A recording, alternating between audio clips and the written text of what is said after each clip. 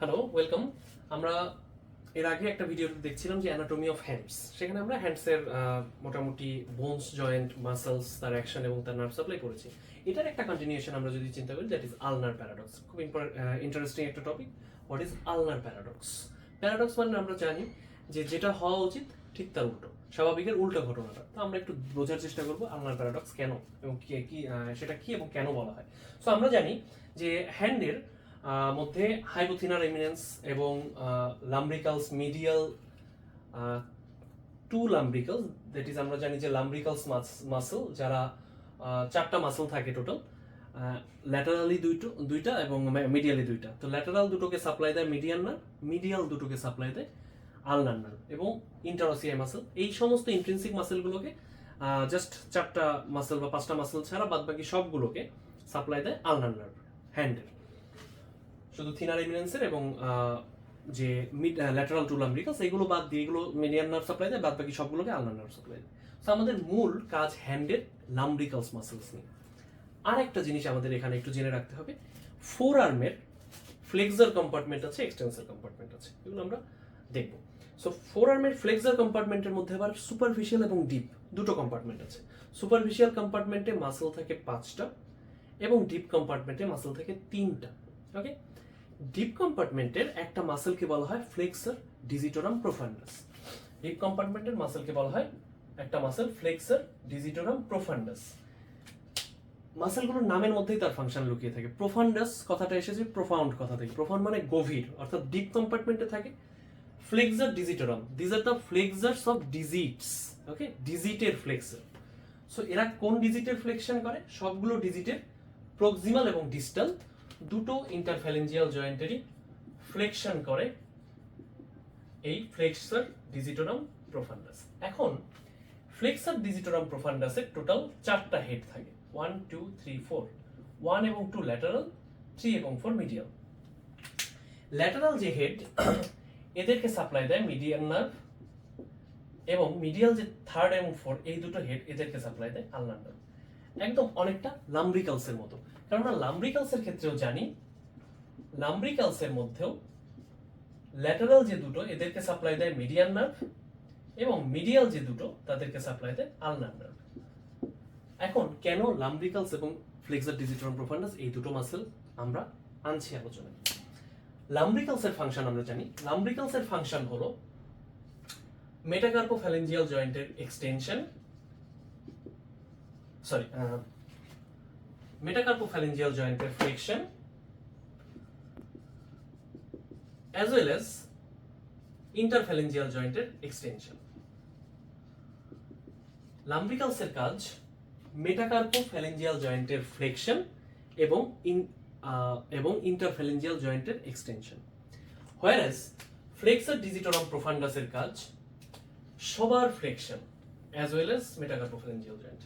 এই 3টা জয়েন্টকেই ফ্লেকশন করে ফ্লেক্সার ডিজিটোরাম প্রোফান্ডাস। কিন্তু লাম্ব্রিকালস ফ্লেকশন করে শুধুমাত্র মেটাকার্পোফ্যালেঞ্জিয়াল জয়েন্টের, বাকি দুটো জয়েন্টকে সে করে extension. Clear? Flexor digitorum profundus 3টা জয়েন্টকেই ফ্লেকশন করে, কিন্তু লাম্ব্রিকালস শুধু ফ্লেকশন করে মেটাকার্পোফ্যালেঞ্জিয়াল জয়েন্টের, বাকি দুটো জয়েন্টের সে করে এক্সটেনশন। না, যদি আমরা ধরি যে আলনার নার্ভ দুটো জায়গায় ইনজুরি হলো, একটা হলো রিস্টে অর্থাৎ ডিস্টালি, আরেকটা হলো সাপোজ ফোর আর্মে বা এলবোর পরে প্রক্সিমালি। সো একটা হলো ডিস্টালি, একটা হলো প্রক্সিমালি। এখন আমরা একটু খেয়াল করব, যদি ডিস্টালি আলনার নার্ভ ইনজুরি হয়, সে ফোর আর্মে ফ্লেক্সার ডিজিটোরাম প্রোফান্ডাসের দুটো মিডিয়াল যে হেড, সেই মিডিয়াল দুটো হেডকে সাপ্লাই দেয়। ইনজুরি হলো ডিস্টাল, অর্থাৎ ইনজুরিতে শুধুমাত্র কাটা পড়লো কে? লাম্ব্রিকালস।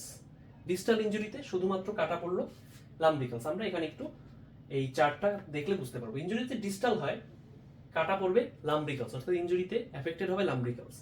ফ্লেক্সার ডিজিটোরাম প্রোফান্ডাসের হেড দুটো কিন্তু সমস্যা হবে না।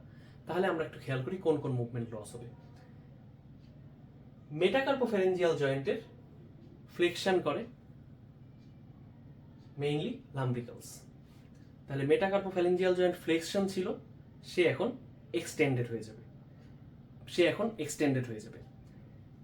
লাম্ব্রিকালস যেটা করে, সে ইন্টারফ্যালেঞ্জিয়াল জয়েন্টেরও এক্সটেনশন করে, কিন্তু সে ইন্টারফ্যালেঞ্জিয়াল জয়েন্টের এক্সটেনশন যদিও করে, সেই এক্সটেনশন লস হয়ে ফ্লেকশন হবে, এবং ফ্লেক্সার ডিজিটারাম প্রফান্ডাস যে ফ্লেকশন করে, তাহলে এই 3টা ফ্লেকশন মিলে তার ফ্লেকশনের পরিমাণটা হবে অনেক বেশি। আমি কি বিষয়টা বোঝাতে পারলাম?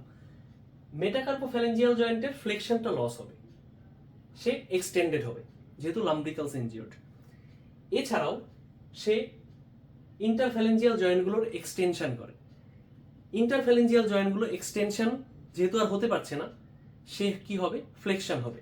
তার সাথে ফ্লেক্সার ডিজিটারাম প্রফান্ডাসের অ্যাকশন তো থেকেই যাচ্ছে, অর্থাৎ তার ফ্লেকশনটা হবে খুব বেশি। খুব বেশি হওয়ার কারণে আমরা দেখতে পারবো তার ক্লয়িংটা হবে খুব প্রমিনেন্ট। ক্লয়িং মানে থাবার মতো, ক্লয়িংটা হবে খুব প্রমিনেন্ট।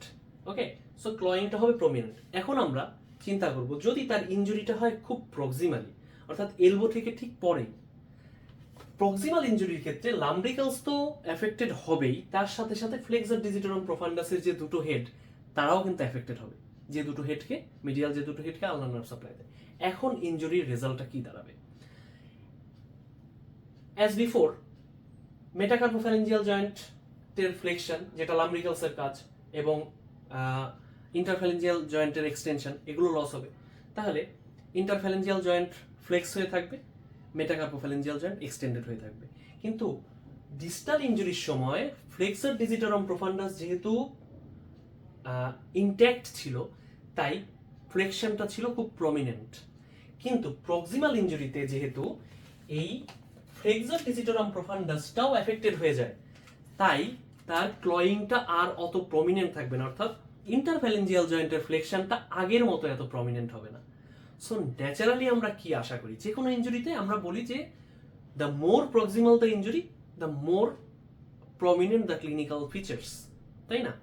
কিন্তু এক্ষেত্রে দেখা যাচ্ছে কি, যে আলনার নার্ভের ইনজুরি যখন ডিস্টালি হয় তখন ক্লয়িংটা অনেক প্রমিনেন্ট থাকে, কিন্তু যখন প্রক্সিমালি হয় তখন ক্লয়িংটা হয়ে যায় লাইট, খুব বেশি ক্লয়িং হয় না। কারণ ক্লয়িং হতে গেলে তো ইন্টারফ্যালেঞ্জিয়াল জয়েন্টকে ফ্লেকশনে থাকতে হবে, কিন্তু ফ্লেক্সার ডিজিটারাম প্রফান্ডাস যদি লস হয়ে যায় তো ইন্টারফ্যালেঞ্জিয়াল জয়েন্ট আর অতটা ফ্লেকশন হয় না, particularly third and fourth and fifth, clear? Fourth and fifth finger, এই দুটো মিডিয়াল টু ফিঙ্গার, এই ক্লয়িংটা আর এতটা প্রমিনেন্ট হয় না। যেহেতু প্রক্সিমাল ইনজুরির চেয়ে ডিস্টাল ইনজুরিতে ক্লিনিক্যাল ফিচার প্রমিনেন্ট বেশি, তাই বলা হচ্ছে যে এটা ন্যাচারাল ঘটনার ঠিক উল্টো, তাই এটাকে বলা হচ্ছে আলনার প্যারাডক্স। অর্থাৎ আলনার নার্ভ ইনজুরিতে যত প্রক্সিমালি ইনজুরি হবে ক্লয়িং তত কমে যাবে, অর্থাৎ ফ্লেক্সার ডিজিটারাম প্রফান্ডাসের ইনজুরির কারণে এটার ফ্লেকশনটা তত কম হবে, তত ক্লয়িং কমে যাবে। This is known as ulnar paradox. So I think আমাদের আলনার প্যারাডক্স সম্পর্কে ধারণাটা কিছুটা ক্লিয়ার হয়েছে। আমাদের সাথেই থাকুন। Thank you so much.